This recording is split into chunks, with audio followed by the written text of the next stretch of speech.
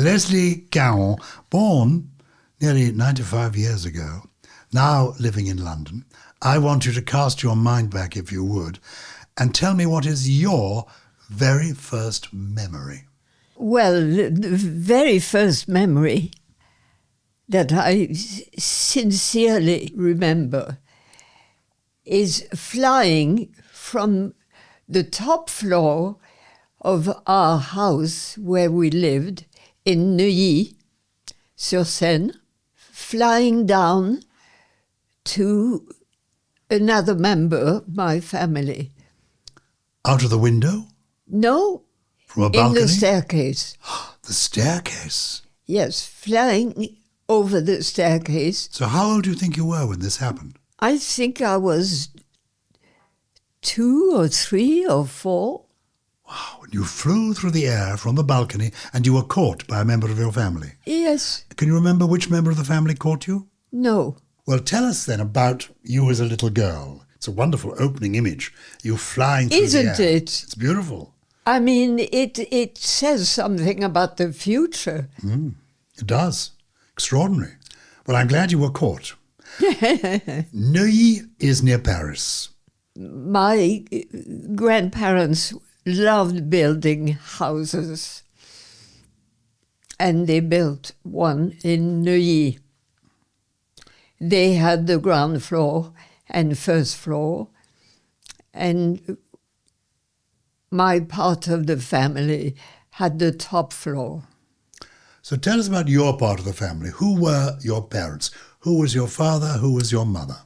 My father was the youngest of his family, and he was a chemist. What was his name? Jean-Claude Cary. Jean-Claude Cary. Charming. Well, Cary was one of his first names, or was that his surname? No. And he was Caron. He was Jean-Claude Cary Caron. Whenever he was asked, "What is your name, little boy?" he would say Jean-Claude Cary, because he was used to... Oh, people calling him Darling. Yes. Oh, how was Jean-Claude Darling? So he thought that was his name. Yes. Je suis Jean-Claude Cary. That's charming. Yes. Was he a charming man when you knew him? Absolutely. And there he is. It's a portrait of him you have here in your home. Oh, he's a boy there. Yes. In blue shorts and a white shirt. What is your most vivid memory of your father? If you see him now in your mind's eye, what do you see? What sort of a man? What are you doing with him? His jokes. My father was always lightening up the conversation. My mother would get upset about the time the train was leaving for the south of France and so on, holidays. And my father was calm, slept beautifully, and was amiable. And he was clearly a handsome boy. Was he a handsome man, as you remember him? Very, very handsome. As a matter of fact, my mother kept saying, "He looks like Valentino." Oh, the great silent film star. So who could resist Valentino? Well, Valentino was famously, at that time, 1920s, the most beautiful man in the world. Well, so was my father. Well done. Was he, as a consequence of this, something of a ladies' man, or was he very faithful to your mother? Well, my mother was quite a number herself. Oh. She was ravishing. Oh. And she was a ballet dancer. So she had a beautiful body, beautiful legs. Was it your mother, I seem to remember you telling me this once, may have got it wrong, who said, if you want to marry a prince or a multimillionaire, if you're an ordinary girl, the only way to do it is to become a ballet dancer. Have I imagined that? Or did you say that to me once? I'm not sure. But that sounds just like her. This is exactly what she thought. So she was a beautiful young ballet dancer, and she caught the eye of your father. Was she much younger than him? No, she was older. Oh. She was 5 years older. Oh, my. But it served her right. Oh. I mean, she had a way of dominating without meaning to. She was like a Southern belle without being a Southern belle. But she was American, you know. I didn't know that. What was her name? Margaret. Margaret. And how did they meet? How did Margaret and your father meet? Margaret was going through ballet school. There was a handsome boy going there who was in the same school as my mother. She married him. Oh. She married him thinking this was the thing to do. And he never forgot her. He was crazy about my mother, would turn up in Paris from time to time when they needed a legal name to sign a paper. It was always Mr. Green. I suppose my father overlooked the fact that my mother still considered him part of a family. So this rich young man who was at the school with your mother, they married, did they? They married. Then she met my father. And did she get divorced, or were they...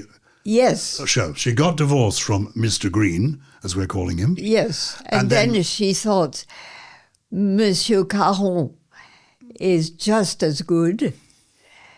Money, there's money in that family, and they're well situated socially. So she never forgot this first love, her first husband, and he never forgot her, but she settled with your father. Yes. And were they overall, do you remember them as your mother and father as a happy couple? Oh, very happy.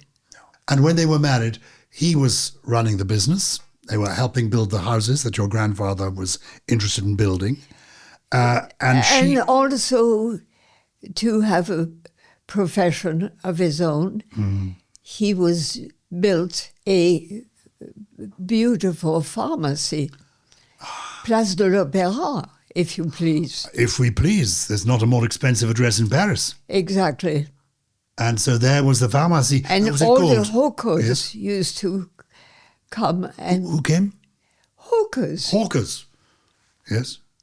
All the whores. Oh, the whores. Forgive me. This is France in the raw, Paris in the raw. All the whores would gather outside the pharmacy. Well, because my father was pretty smart, and the pharmacy stayed open late. Gosh, to provide you with what you might need if you were going to be spending time with one of the whores. Is that it? Yes, in the street. I never thought our conversation would go here so soon, but why not? Oh, my. Oh.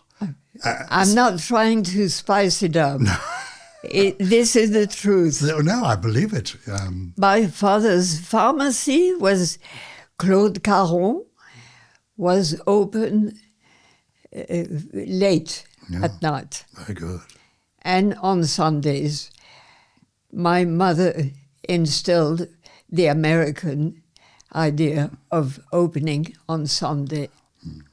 So I've got the family, lovely grandparents, this interesting couple, your father and mother. Yeah, I've got the picture of him, tall, handsome, charming, amusing. Your mother, who, as you say, is quite a number, 5 years older. She's got a man in the background. Fascinating home to be born in. You have brothers and sisters, or are you the oldest? Where do you fall? I have a brother. He did chemistry and did proper schooling, which I did not do.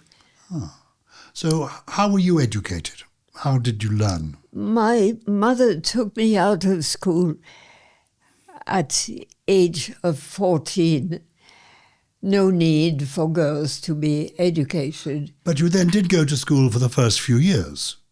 Yes. Can you remember your first school? Any friends from your first school? No. No. So, the early years. Give me a little picture of Leslie with your brother. Is he older than you, younger than you? What was his name?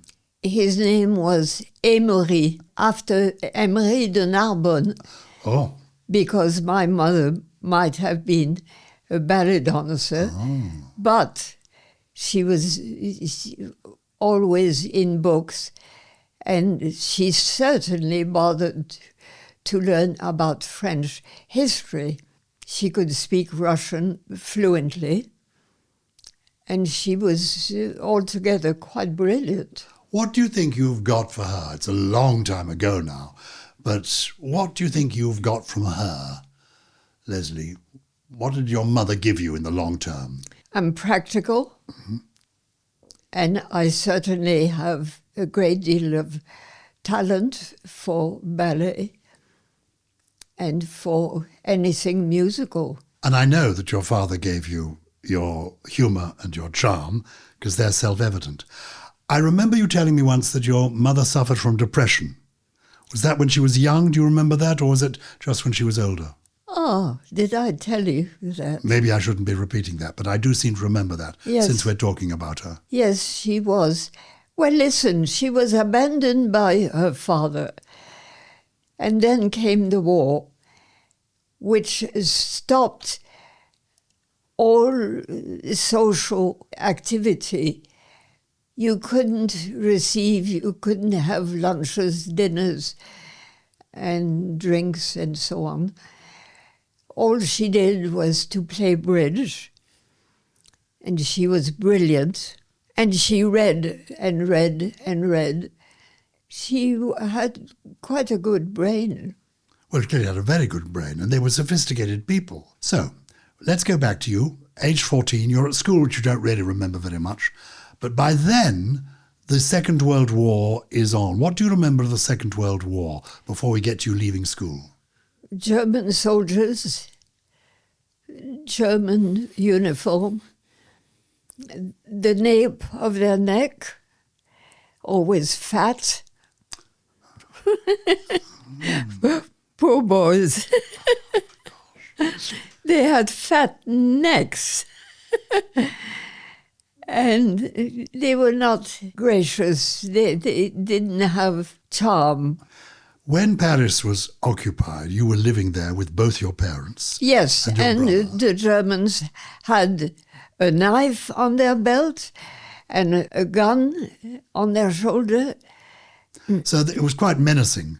Did your parents ever talk, while the war was happening, while you were in... We listened to the British BBC, which was strictly forbidden, and with absolute orders not to reveal that our mother was American. So you were leading quite a sort of... Well, you were, in a sense, you were captured in your own city.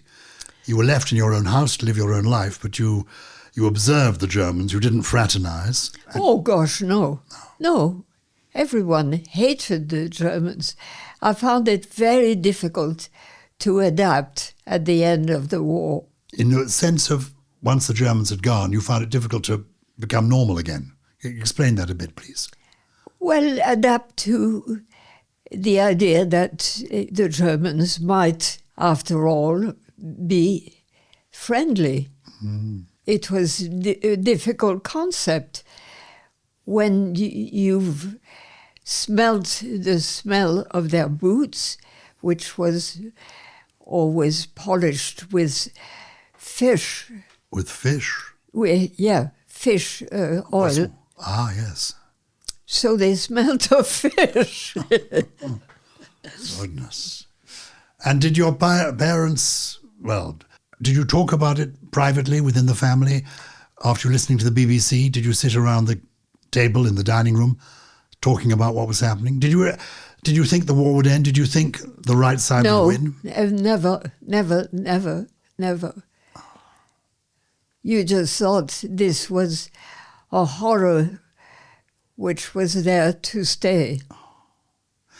And later, in the 1950s, when you became famous, did you meet any of the great French resistance people? Did you meet, for example, No. Charles de Gaulle later in your life? No, I did not meet him. But were you interested in politics? Not particularly, but some were friendly, like the British were friendly, and the Germans were not. It took me years to get used to speaking to a German person. I mean, it seems so odd nowadays. But at first you couldn't say hello to a German. You couldn't tell him where Place de la Concorde was. Oh, you simply didn't speak to them. You just wouldn't. You couldn't bring yourself to. No, they were the enemy. 1945, Paris is liberated, you turn 14, and your mother says, you don't need any more education, Leslie. You're going to be a ballet dancer. At 14, without your mother speaking to you, in your head, what did you want to be? Well, she talked about Pavlova so much that I had to be Pavlova. I had to become a ballet dancer. So you turn 14, 1945, and your marvellous mother, who thinks she's married to a man who looks like Valentino, but still in her heart is slightly beating fast for the mysterious Mr. Green, who still loves her but is in the background.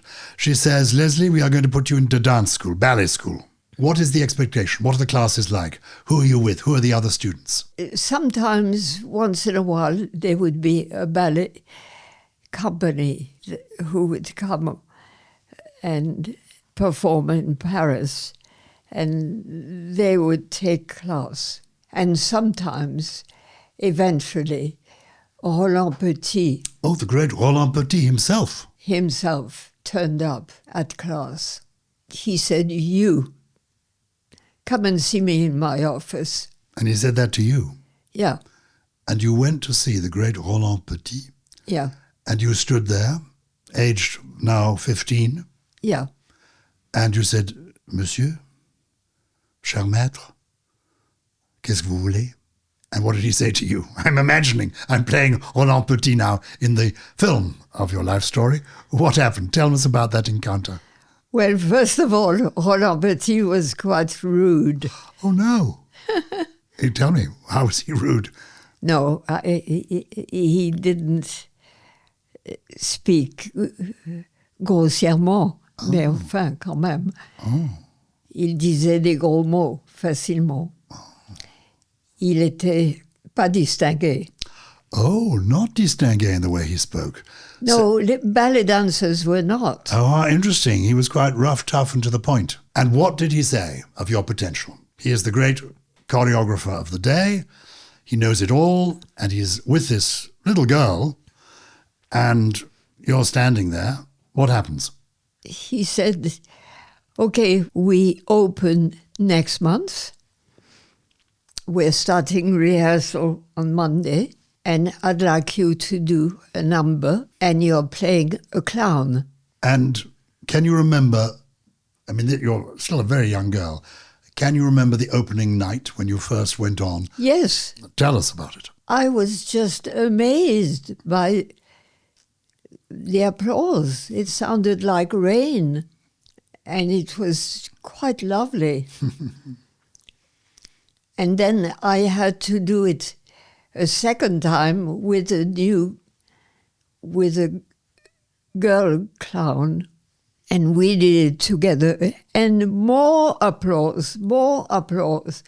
Those two little girls dressed as clowns and dressed by Christian Dior, by the way. Oh my gosh, it gets better and better.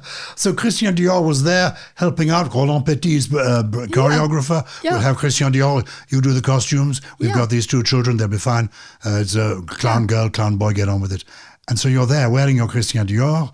Yeah. The applause is literally raining down on you. Yeah. You are there in your early teens thinking, well, what are you thinking? You're thinking, this is the life for me. Yeah, I thought this was so thrilling. I walked home because I was living very close to Théâtre des Champs-Elysées. So you go home. Were your parents not there to watch it, to see it? Yes, on the first night. But on other nights you just walked home.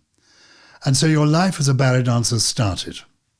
So how many years were you in Paris being a ballet dancer before you were discovered and found yourself in Hollywood? What happened? Well, I didn't think much of the discovery. To me, American films were not so important as what I was doing with Roland Petit. I thought Roland Petit was the bee's knees. The theatre was full up every night. And did you have, now you were growing up, did you have people coming round, leaving bouquets for you and all of that at the stage door? Yeah. And you took all this in your stride? Yeah. Did you have any suitors at that stage, or are you still too young No, for that? No.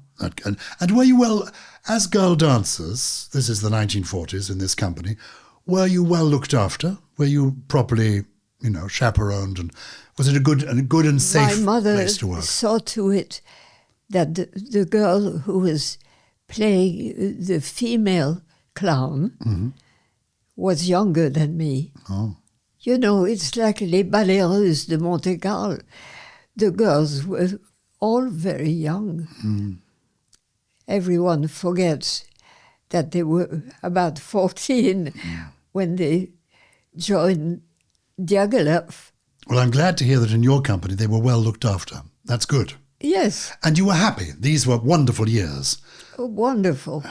And you were young, you were fit. And did he give you more exciting dances to do? Did he choreograph more yes. for you? Tell me, what's the most, apart from this one, what's the most memorable dance that you did for Roland Petit when you were with that company? Well, very soon there was Li Xin, who was a famous dancer, and Li Xin favored me, and there was a new ballet that was going to be created, and he chose me to play the lead.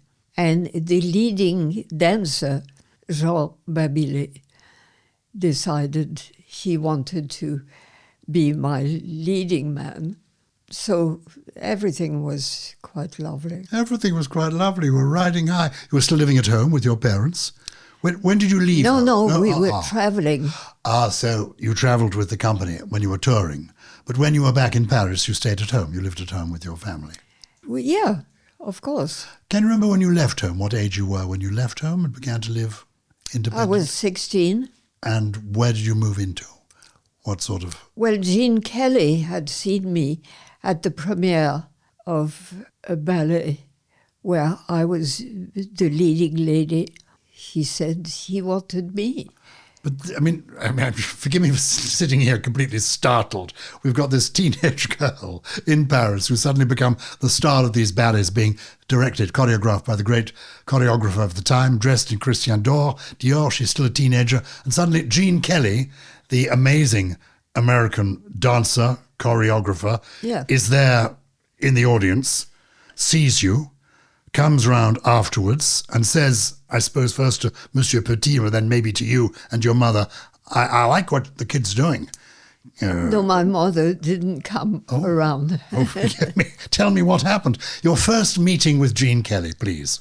Well, I came home and I think my mother told me we had a phone call from an agent who represented MGM, and he spoke for Gene Kelly and said that he wanted you to test for the leading lady of this new film he was doing. This was to be an American in Paris? Yes. Good grief. So he'd come to Paris looking for a dancer. He'd gone to the theatre. He'd seen you. He said to his guys, this is the girl we want. And they phoned up.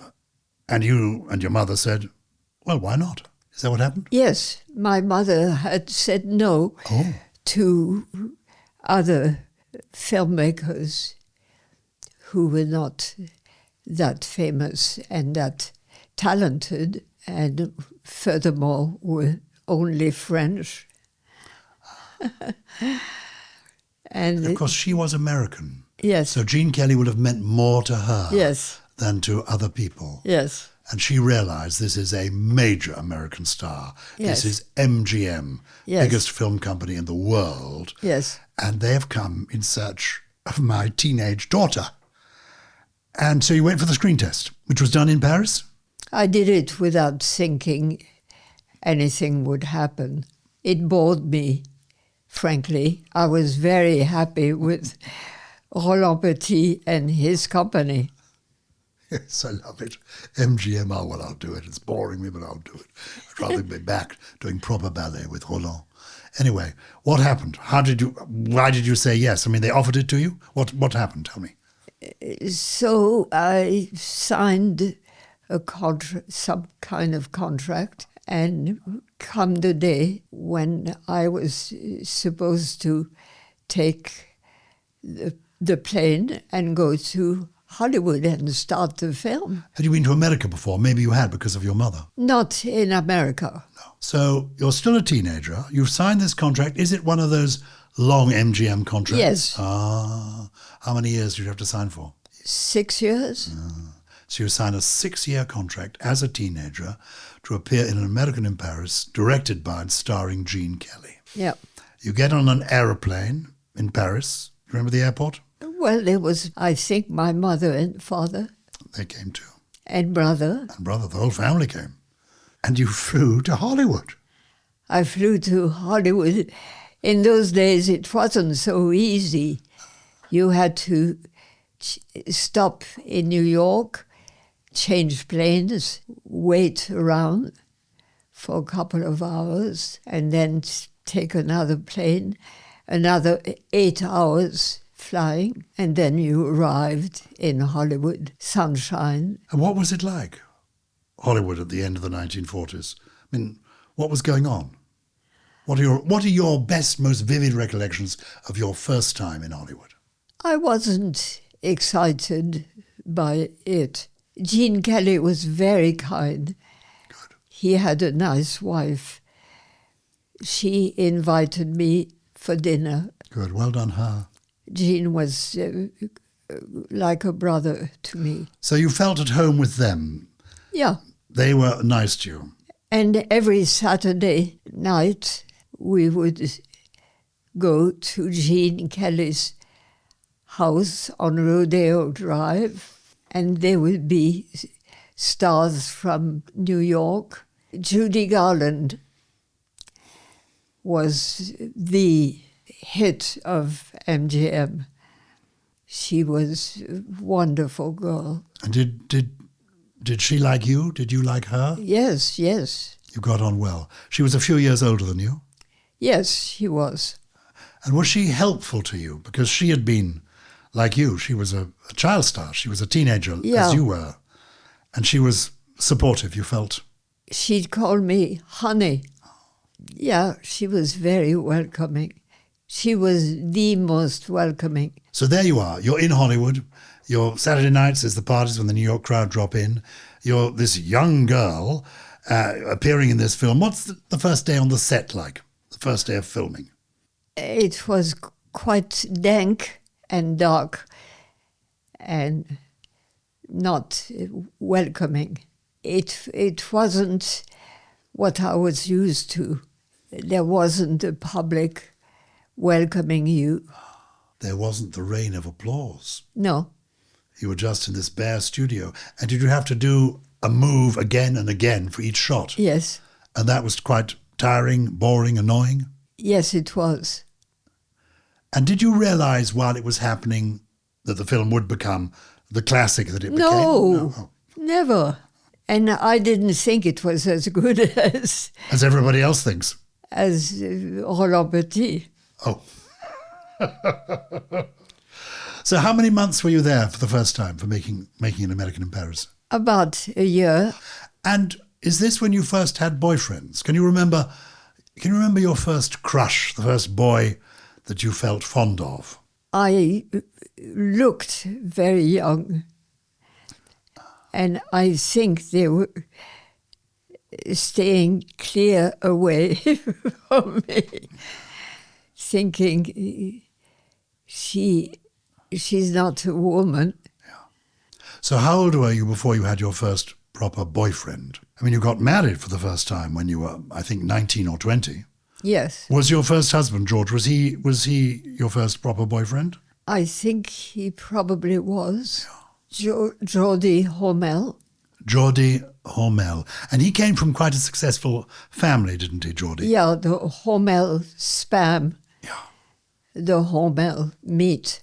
They were the big meat packagers, Hormel meat. So he was a young heir to this big meat business. But he was also a musician. And he loved jazz. And also he had a French mother. So you met him, though, in Hollywood, did you? You met him in America. Yeah. And you quickly decided, he asked you to get married, and you... why did you get married so young and to him? Well, because you get married to the first man who asks you. Yeah, it was a different world in those days. You know, people didn't necessarily sleep with their boyfriends, did they? So if you had a boyfriend and he said, will you marry me? You thought, well, he seems nice, and he does. He's an heir of a meat packaging business. Your mother might have liked that. Let's go for it. Did your parents approve? I didn't ask them. You just did it. Yeah. We went to Las Vegas. Oh, my. It was awful. Has nobody made a film of your life story? It's actually so wonderful and improbable. It's wonderful. So here you are. You go to Las Vegas with Geordie, and you get married in the little chapel on the... Where do you get married? Yeah. In a little chapel there where they do these quickie weddings? Yeah. And did you immediately regret it, or were you happy for a while? I thought, because I was a Catholic, I thought this is what one does, and you had better follow the rules. An American in Paris opens, and you become a sensation. And afterwards, Jean said, well, Leslie, how do you feel? I said, terrible, Jean. I think I have caught the flu. He said, no, honey, you've just seen your first film. It's a great line. And did you remain friends with Jean afterwards? Yes, Yeah. I did. For years and years. And you then begin this extraordinary life as a film star. I mean, you know, from the end of the 1940s through the 1950s, you are one of the world's biggest movie stars. But you have to remember, we were paid a pittance. Really? Yeah. You'd signed this 7-year contract, you just got a salary every week. Were you given a bonus because of the success? Were you nominated for an Oscar for that film or for later? But you were nominated in your time, quite early on, for 2 Oscars. You won all sorts of prizes. Did the company give you a bonus if you win? No, nothing. No, nothing. So there you are. There you are, married in Las Vegas, appearing with Gene Kelly, thinking, I want to be with Roland Petit. I'd rather be back in Paris. Is that what you were thinking in your head? Yes, and I tried to. Oh, you tried to get out of it, did you? And I succeeded. I went back to do a season with Roland in London, as a matter of fact. Ah, but you still went on making these films. Well, they had a contract. I could not break the contract. Yeah. They had a 7-year contract. But they gave you permission to go and do a season in London with Roland Petit to keep you happy. Yes. To make sure she'd come back, she'd do another film. The marriage to Geordie, that came to an end quite quickly. I mean, you were divorced within 3 years. He was taking drug. I didn't realize. Oh, I'm sorry. And it just couldn't. It was just hopeless. There was no communication. So it just had to come to an end. And then you come to London, because the film that for many, when I say your name to people now, everybody of a certain generation immediately says Gigi. That's what a lot of people remember, Gigi. But I think that began on the stage, didn't it? It began on the stage for Audrey Hepburn. Oh. Not for me. But you got the film and she didn't. Because the first thing I did when I arrived in Hollywood was to look for French books. Mm-hmm. And Colette was for sale. And she is the author of the original novel, Gigi. Yes. Yeah. I read Gigi. I thought, well, that would be very good for me. And I went to my producer, who had done An American in Paris, and I told him a film that might be very successful would be Gigi. They're doing it on Broadway. Why don't we do that? And he thought that was a great idea, bought the book, and started to get the rights. And he said it was so complicated because Colette had so many lovers and friends, and she had disseminated the rights in so many different directions. Yeah. There were lots of people laying a claim. Yeah. And was this going to be a film already with music and songs? No. So Alan J. Lerner and co. hadn't become involved yet, Lerner and Lerner. No. Arthur Freed, to name the producer, thought it should be a comedy, as it is in the novel. Yeah. Then he got into hot water because it has to do with something so illegal. The theme, you mean? The theme. Of course, because it's about a young girl, essentially. Who's trained to be a cocotte. Indeed, as we would now say, going to be trafficked in the modern parlance. She is trained to be a cocotte, and indeed, this young man is lined up for her, and all of this. And so even then they thought, we're not comfortable about this. You had to present it to... this committee, the Hayes Code. The Hayes Committee. And they said, no way. No way. You cannot do this film. You've got to find another way. Another way of telling the story.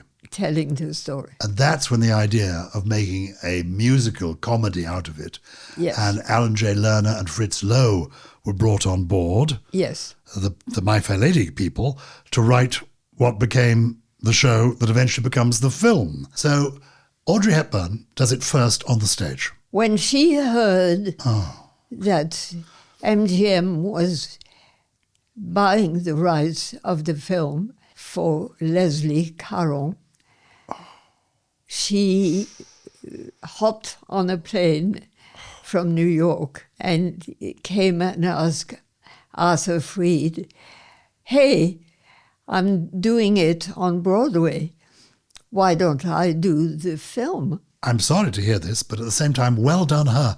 This is the way people get the jobs. She's on Broadway, in a hit. She flies to Hollywood. I want this. Who is this Leslie Caron? And what happened? Well, Arthur Freed said, I'm sorry, but that is for Leslie Caron, who is, after all, French. And can sing, and can dance. And could you sing at that stage? No. Well, at least you had something in common with Audrey Hepburn. But in the film, is it you singing? No. Audrey could dance as well. Of course, I know she could dance. She was a ballet dancer too.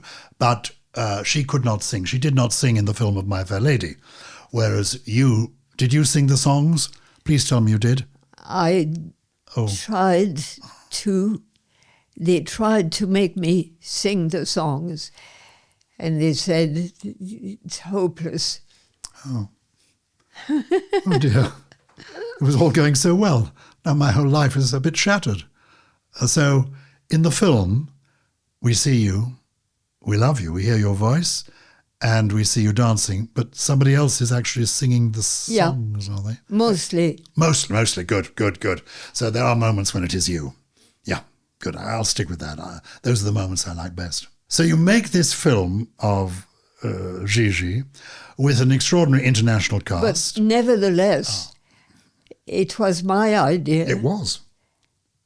And I want to think that Arthur Freed thought it was Leslie's idea. Why don't we stick with her? But I think he actually thought I would do it better. And I know you did it better. I just know that. Also, you were able to look very young, which you needed to be, because by the time you made the film, you were in your early 20s. But the girl is really a schoolgirl. And tell me a little bit about some of the other performers in it. How did you get on with the older man in it, who is Maurice Chevalier? Maurice, very well. Good. He was just sensational. Who was the young man? Who was the hero in the film? Louis Jourdan. Louis Jourdan. And did you get on? Did you fall in love with him? No. Oh, sometimes people do. He was very handsome. Yes, he's very handsome. But by then, in fact, you had met your second husband, Peter Hall, in London. Yes. How did you meet Peter? I can't remember. Were you in a play that he directed? No. Oh, yes. Gigi. That's what I thought. I thought it was done in London, and you did the Audrey Hepburn part in London, and he directed the play. Yes. And he was the bright because I met the producer. He came to see me from London to Paris and said, I'd like to do a play with you. And I said, well, what about Gigi? I'm trying to set it up as a film in Hollywood. So he said, who do you want as a director? And I said, I don't know anyone. Give me an idea. And he said, there's this brilliant young man from Oxford, and we could ask him if he's interested. So Peter said yes. He was, in fact, a brilliant young man from Cambridge, but he Cambridge was a brilliant young man because he directed the original production of Waiting for Godot in London. Yes. And was, invited me to Waiting for Godot. So you went to see the original production of Waiting for Godot. Yes. You've played your life, if I say so, only on the top notes. I mean, you're just, if it isn't Roland Petit, it's Gene Kelly, and now you're in London, the original production of Waiting for Godot, Peter Hall's the director, you meet him and you marry him. And you married him because he asked. Is that why it happened? Well, I'm going to tell you the real truth. I was pregnant. I did not want an abortion, and I wanted the child. I loved children from a young age. So I said to Peter, listen, I'm pregnant. And he said, fine, let's have the baby. And you had 2 children with Peter. You married him. Yes. You then had 2 children together, very successfully, very happily. I knew Peter reasonably well. And I remember I once had a conversation with him, and I said to him, you were married to Leslie Caron. What more did you need in life? And he gave me a very interesting answer. He said to me, when it's not all right, for me, it's all wrong. And he explained the way he'd been married, I think, 4 times, if not more, was because the moment it didn't seem perfect to him, it suddenly became imperfect. And I have to tell you, I said to him, Leslie Caron was always perfect. And he said to me, this was many years later, I think you're probably right. So that's nice. So you had happy times together. Wonderful. He was really everything I wanted in a man. Intelligent, educated, brilliant, and charming. So everything was wonderful, except he found it very difficult to use me constantly. He wanted more freedom. And you rather hoped that he would be directing you in plays, and Yes. he wanted to do a greater range of things. I wanted to be Laurence Olivier and Vivian Leigh. That's what you wanted to be. Yeah. That's the sort of work. Yes, you don't set your eyes anywhere but absolutely at the top. Because about this time, is that the time you made Daddy Longlegs? This is 1955. Who was the star of Daddy Longlegs alongside you? Is that Fred Astaire?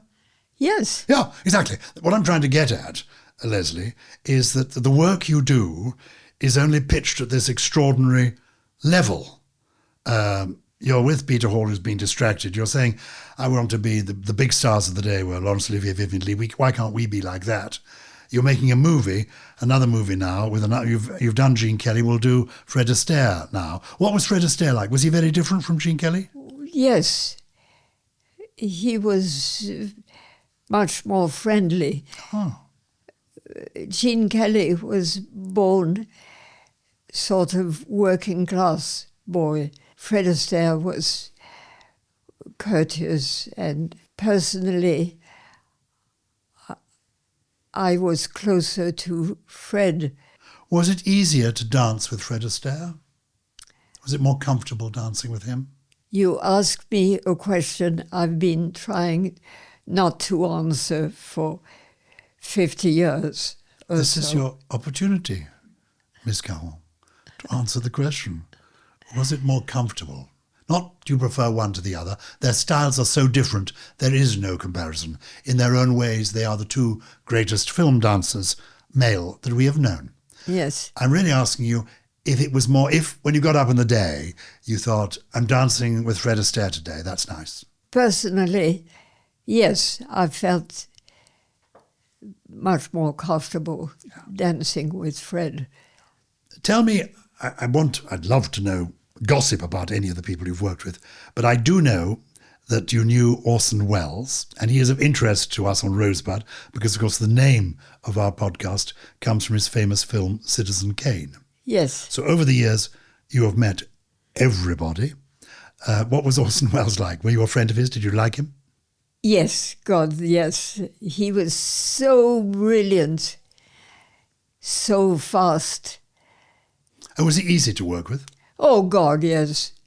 It's always easier to work with brilliant people than with dumb people. This is the secret of your success. I see it. You've just pitched yourself at the top rank, and it can't really go wrong. I'm dancing with Fred Astaire. It'll probably work. Gene Kelly's doing this. Well, okay, I'll do it. That's wonderful. Did you make a film with Cary Grant? Of course. Of course, exactly. I mean, you name them. You've been with them. I hope Cary Grant was charming. Cary Grant was immensely charming. He just had wonderful advice to give you. Share a piece of advice he gave to you. Don't disclose your secrets to the press.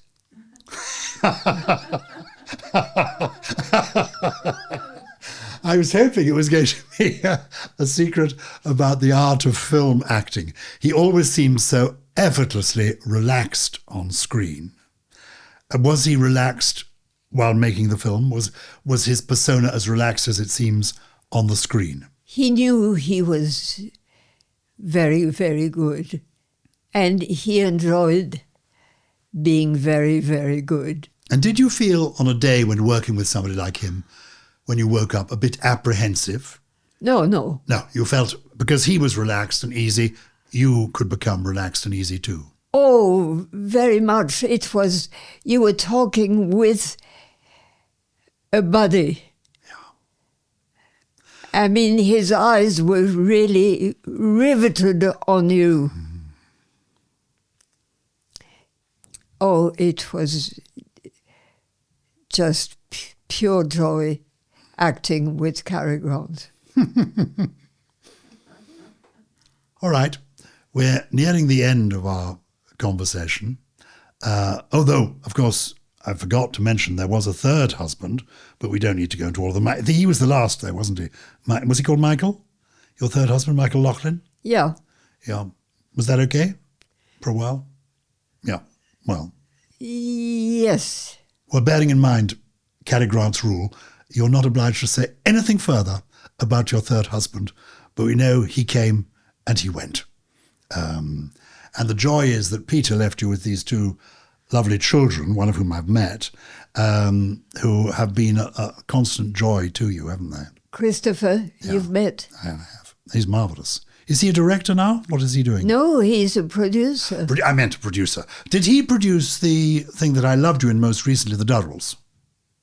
Yes. He produced The Durrells. Absolutely. We love The Durrells. Harriet, my friend and producer, it's almost her favourite television series.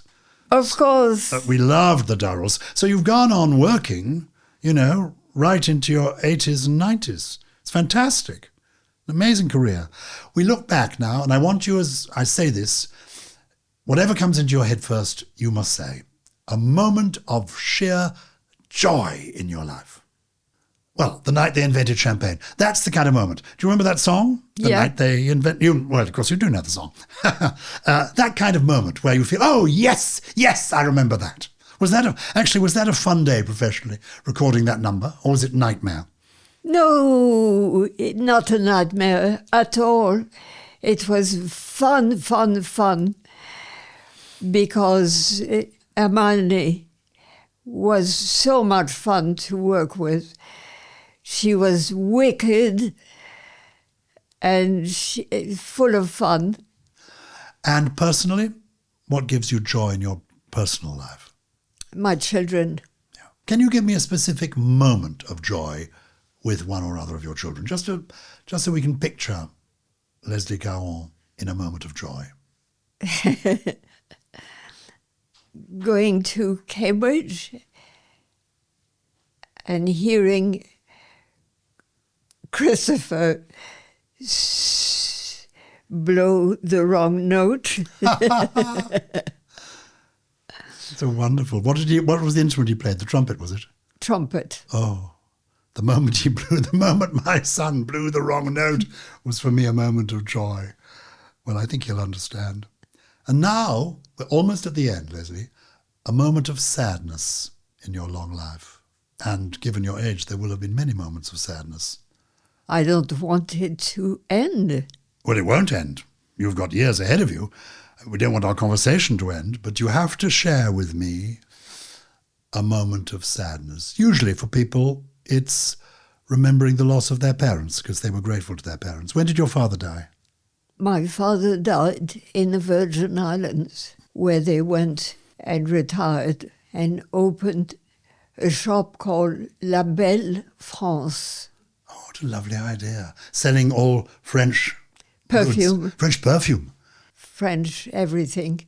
And was he a good age when he died? No. He had fallen in love with not my mother, but some hooker. Oh, I'm sorry. Because I know your mother was depressed towards the end of her life, wasn't she? Yeah. Yeah. And that obviously was a sadness for you and a tragedy for her. And have you suffered, you don't need to answer this, bearing in mind Cary Grant's rule, but have you suffered depression in your life? I mean, it's an inherited characteristic for some people. Yes, at times. Yeah. But you're feeling okay now. You look it. I'm feeling good. Yeah. And so was your mother's death the saddest moment, do you think? Yeah. Oh, gosh, yes. Yeah. Yes. Awful. Awful. We've reached the end of the road. And I'm really sorry she died. I mean, death is a sad thing. Yeah. But for some, it is worse than... Life is worse than death for some, because she took her own life, didn't she? Yeah. And that must have thrown you for a long time afterwards. terrible. But you remember both your parents with great affection. Oh, yes. I think on the whole they were very good parents. And my grandparents were wonderful. My grandfather, my grandmother. And what have you learnt? Here you are, 95, in my view, younger than springtime. What have I learned? What have you learnt? What has life taught you that you can share with us? Education, education, education. And more education. Well, this has been an education for me. Until I arrived here, I did not realize that all the people you've worked with, Roland Petit is the one that really counts. You've got on the table there, is it a French novel? Yeah. It looks to be about 1,000 pages long. Yes. And you are still clearly keeping your mind brilliantly alive. It's in French? Yes. You're reading, what is it called? What is it? It's La Maison Vide. La Maison Vide. Well, you'll soon have La Maison Vide because we're going to leave you in peace. I think you're completely remarkable. Leslie Caron, thank you so much for joining us on Rosebud. Well, thank you for giving me your time.